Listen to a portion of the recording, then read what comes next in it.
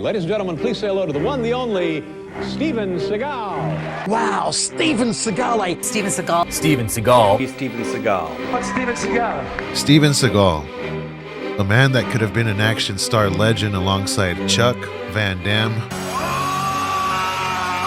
Bruce, and the countless others coming out of the golden era of action and martial arts films.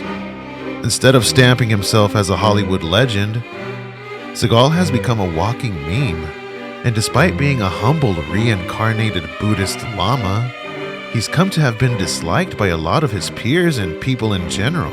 Well, ladies and gentlemen, thanks for stopping by. Grab a bucket of chicken, or like in Steven's case, 2 buckets of chicken, and welcome to Ponytail, the Steven Seagal Story. Chapter 1, The Early Years. To understand the ponytailed man, let's take it back to his start. Steven Frederick Seagal was born on April 10, 1952 in Lansing, Michigan, which is the 6th largest city of that state. Though at one point Seagal claimed to have spent his childhood in Brooklyn, his mother Patricia Seagal would tell People magazine in 1990 that Steven and his 3 sisters lived outside Detroit before the family moved to Fullerton, California when he was 5. His father, Steven Seagal Sr., taught high school math, and his mom was an emergency medical technician. Pat Seagal would also mention to People that her son was frail and suffered from asthma, also stating that he was a puny kid back then. Seagal would also spend most of his teenage years slashing it out in his garage. He would attend a local dojo where he prospered in the art of Aikido. It was around this time that Seagal attended classes at Fullerton College in 1970, and would drop out shortly a year later in 1971 to train in Japan in the art of Aikido. It is said that he would travel to Japan in 1971, but since you can never tell with Seagal, let's jump back to Cali in 1974 where he would meet his first wife, Miyako Fujitani, who was a black belt in Aikido and was in Los Angeles to teach her Aikido ways. Steven would use his sexy good looks and passionate ways to conquer Miyako, and it worked. So much so, a year later, he went back with her to Osaka, Japan, married her, and they ultimately had 2 children together. He was also the first American to teach Aikido in Japan in Miyako's family's dojo. During their 10-year marriage, Seagal would leave for good periods of times to where it seems he would teach Aikido at random dojos in the United States. It was around the early 80s where Seagal would meet his 2nd and 3rd wives, while still being married to Miyako. By 1986, Seagal was granted a divorce after gradually leaving his family to start another dojo in the United States. Miyako states that once he was gone, I had to raise my children. I don't know how we got by. Sometimes we could only afford cheap brown rice for dinner. Go get my pies out of the oven! But hold your horses, Batman. Seagal married Days of Our Lives actress Adrienne LaRussa in 1987, which was annulled later that same year, because obviously he was still married to Miyako, and would eventually meet Kelly LeBrock, with whom he had 3 kids with, and also shared a nasty divorce. And according to LeBrock, she feels sorry for him and considers him a tragedy of Hollywood. Chapter 2, The Rising Star. During his 10-year on and off relationship with Miyako, Steven would open several high-end dojos in Los Angeles that would eventually land him a martial arts coordinator position for the 1982 film The Challenge, and in 1983 for a more popular 007 film titled Never Say Never Again, in which he would supposedly break Sean Connery's wrist after training roughly with him. You know, the principle is it's defense, so it's a pyramid, and I got a bit flash and I did that, and he broke my wrist. After pretty much having his foot in the door to Hollywood and actually operating a dojo in North Hollywood, Seagal would train talent agent Michael Ovitz. According to Steven Seagal's official website, it was Mr. Ovitz who paved the way for Steven to co-write and star in his first and hugely successful action film, Above the Law. So we can thank Mr. O for this guy's amazing running skills. In all seriousness, Above the Law would gross close to $19 million worldwide, and would later co-star with his 3rd wife Kelly LeBrock in Hard to Kill, with that film grossing close to $50 million. It's safe to say that Steven did fairly well from Above the Law all the way to Exit Wounds, with a few fuck-ups here and there. His groundbreaking Under Siege alone grossed over $155 million worldwide, but as quickly as the action star was rising, he inadvertently caused his own decline by taking his bad boy persona off the screen. Chapter 3. Straight to DVD. Holy God, ladies and gentlemen, Steven Seagal's done it all. Just ask him. Can I laugh in your face? Really? He'd probably tell you he deserves an Oscar just for appearing in over 50 films alone. Shit, top that, De Niro. But it's true. Pretty much after the release of Exit Wounds, Seagal's films have basically gone straight to DVD and is credited for being the producer of many of these instant classics. It's also fun to note that he makes very subtle appearances in these movies, but is often billed as the top cast member. His last theatrical North American release was when he starred in Robert Rodriguez's Machete, and honestly, if he would have stuck with these comedic types of roles, almost grilling on himself, I think he would have made some sort of comeback. Shortly after Machete, Seagal would star and produce an action series called True Justice. Not only did it air for one season on a TV station from Spain, but it was picked up for a second season by the Reels channel, which aired on Independence Day of 2012, because we all know that Steven is a true American. Can I laugh in your face? Really? So much so, he decided to protect the streets of America by becoming a renowned officer of the law. Just ask him. Chapter 4. The Lawman. Let's take it back to the 80s. According to Seagal, while filming a movie in Louisiana, he was asked by Sheriff Harry Lee to teach some of his fellow officers martial arts, and that he was so pleased with what Seagal was doing, he asked him to come down onto the force and be one of his cops. So jump to 2009, where Steven Seagal Lawman premiered in December. You got warrants for me? Yes, sir. All right. Any felony warrants? All are bank fraud, forgery. It's gonna be bad for somebody.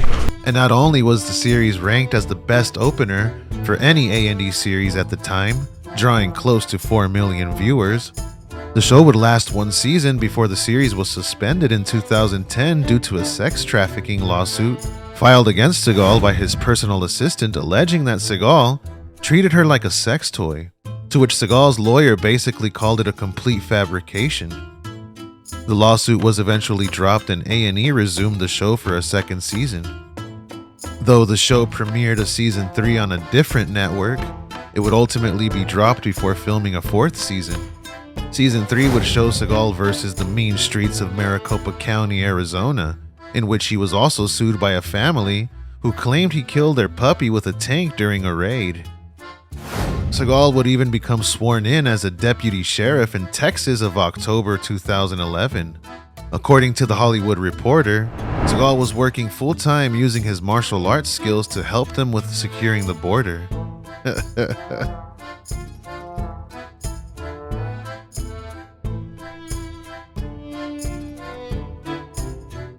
Chapter 5. The Allegations. You guys probably thought I forgot about the many allegations and lawsuits surrounding the ponytail, so let's start from the top.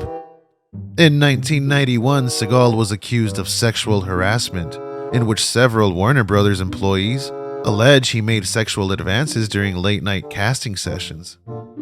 Playmate of the Year Jenny McCarthy claimed that while auditioning for Under Siege 2, Seagal told her to take off her clothes, to which Seagal added there would be nudity in the movie, even though the role didn't require anyone to undress. In 1995, Seagal was charged with employment discrimination, sexual harassment, and breach of contract, to which a Los Angeles judge dismissed the case. In 2010, another sexual harassment charge would be filed against Seagal and would later be dismissed by his assistant at the time. In 2017, actress Porta de Rossi, who is married to Ellen DeGeneres, wrote a tweet claiming that Seagal told me how important it was to have chemistry off screen, as he sat me down and unzipped his leather pants. In the same year, Katherine Heigl, who starred in Under Siege 2 when she was 16, claims that Seagal told her, And again, I had just turned 16 on this movie, and he said, you know, Katie, I've got girlfriends your age. And I said, isn't that illegal? And he said, they don't seem to mind. And I said, Mom! I mean, the guy has had other countless allegations by multiple women, and even had a run-in with the United States Securities and Exchange Commission in 2020 for failing to disclose payments he received for promoting an investment in an initial coin offering conducted by Bitcoin 2Gen. I don't know what the hell that means, but it sounds bad. Even though he's had numerous accusations, lawsuits, shit, even allegations of crapping his pants. You versus Judo Gene LaBelle. What exactly happened on the set of that movie? I don't even know if he's still alive. Is he still alive? Actually, we just had him on the show like 3 weeks ago. Either he is a pathological liar, or he had somebody, you know, making up these stories. Steven Seagal manages to continue to make appearances in films, news interviews, and even has his damn foot in nearly everything down to politics. He's done it all. Just ask him. Can I laugh in your face? Really? Chapter 6, Mother Russia. Now, this is one of those questions that most people ask. Why did Seagal move to Russia? Honestly, no one will ever know the truth, even if it came from Seagal himself. Some say it was to escape the numerous allegations that were surfacing about him, while others state that Seagal escaped to Russia to avoid paying his crypto fine. Not only is he on his fourth wife, who happens to be a professional dancer, he is a citizen of the United States and Serbia, and was also granted Russian citizenship in November of 2016 by Vladimir Putin himself. Steven has been quoted in saying that Putin is one of the great living world leaders, and that he would like to consider him as a brother. Wow, Steven Seagal really knows his politics. Just ask him. Can I laugh in your face? Really? He knows them so well that Putin himself honors Seagal with the Order of Friendship. The decree cited what it called Seagal's great contribution to the development of international and cultural and humanitarian cooperation. Though Seagal's citizenship was supposed to be a sign of improving relations between the United States and Russia, Ukraine would ban the ponytail in 2017 and would troll the sensei himself. Chapter 7, The Trolling of Ukraine and Overall Thoughts. Nowadays, Steven Seagal can be seen doing his same old lame demonstrations, and poor fella can barely move, it seems like. But it's no secret. He can probably still kick my ass nonetheless. And though much of his life is left out of this video, like the mafia stories and the celebrity stories, those will be addressed in separate videos since they have so much to them. But apart from his demonstrations, Steven has been very vocal about the war in Ukraine, even once stating that he looks at both sides as one family, even stating that he prays both countries will come to a positive, peaceful resolution. Though he was banned from Ukraine after Putin gave him citizenship, Seagal just keeps on trying and trying. Not only does Ukraine want nothing to do with Seagal, the official Twitter page for Ukraine's Department of Defense trolled the sensei on March 23rd, 2023, with the following tweet. It's been reported that Russia has recruited Steven Seagal to teach martial arts to its soldiers. Rumor has it that the Seagal-style running technique will be included in the training. Russian soldiers will now be able to run away from their positions with weird hand motions.